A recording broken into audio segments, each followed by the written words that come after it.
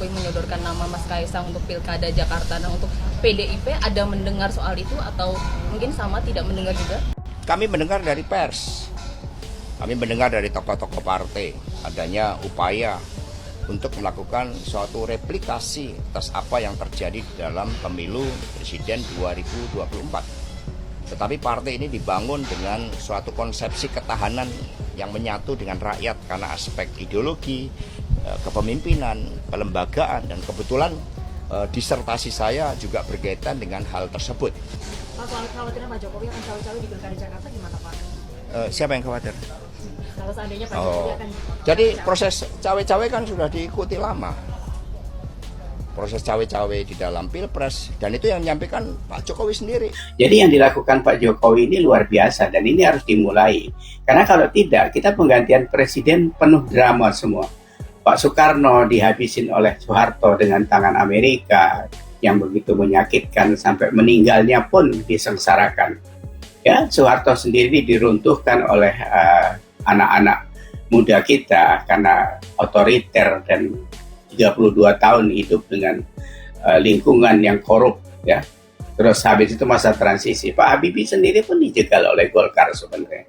Gus Dur dihabisi juga dengan cara-cara yang kita tahu belakangan bahwa di sana juga ada Bu Mega gitu kan kalau menurut statement itu.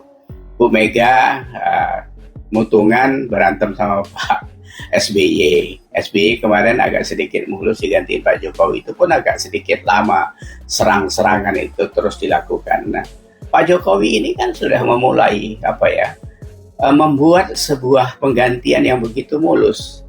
Dia pilih, dia kawal Pak Prabowo karena dianggap Pak Prabowo lah yang bisa meneruskan apa kinerja dia. Gitu. Nah ya, dari cuplikan tersebut memang jelas bahwa nggak ada habisnya ini Pak Hasto yang berseteru dengan Pak Jokowi.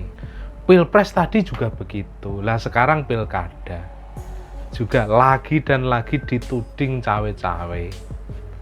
Belum tentu juga Kaisang masuk pilkada. Kayak nggak tahu Kaisang aja sih, sukanya cuma bercanda gitu lah. Sudah dituduh lagi. Ya nggak apa-apa lah, terserah Pak Hasto dan konco-konconya kalau ingin terus-menerus menyerang Pak Jokowi dengan statement-statementnya.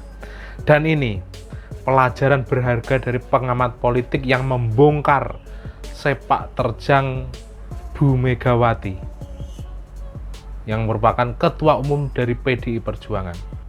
Nah, simak videonya baik-baik berikut ini.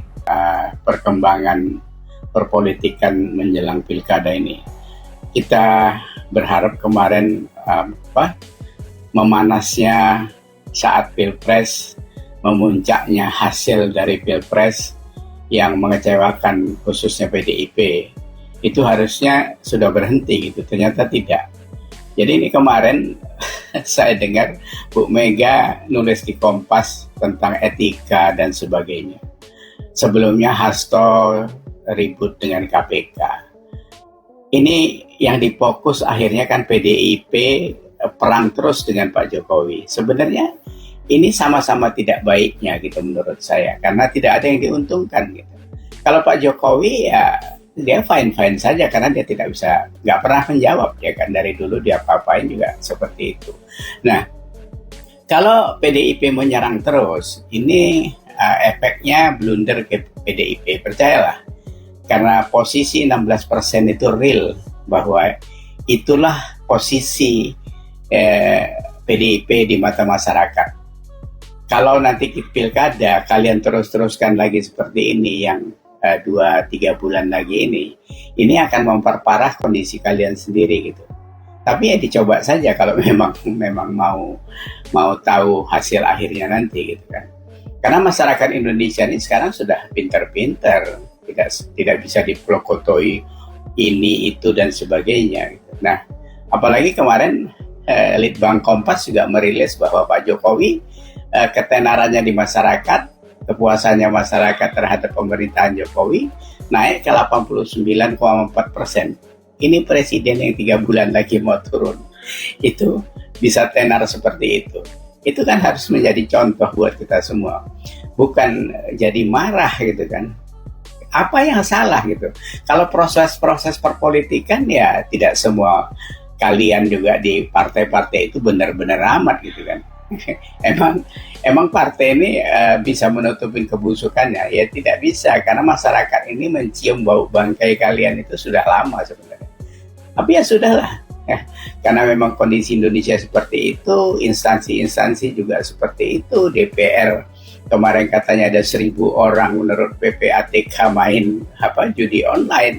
Polisinya juga gitu, ada pesta narkoba di kantor polisi, ada jadi bandar narkoba. Ya itu ya, sementara nasib bangsa ini ya seperti itu. Cuma kan kita tidak bisa terpuruk begitu saja.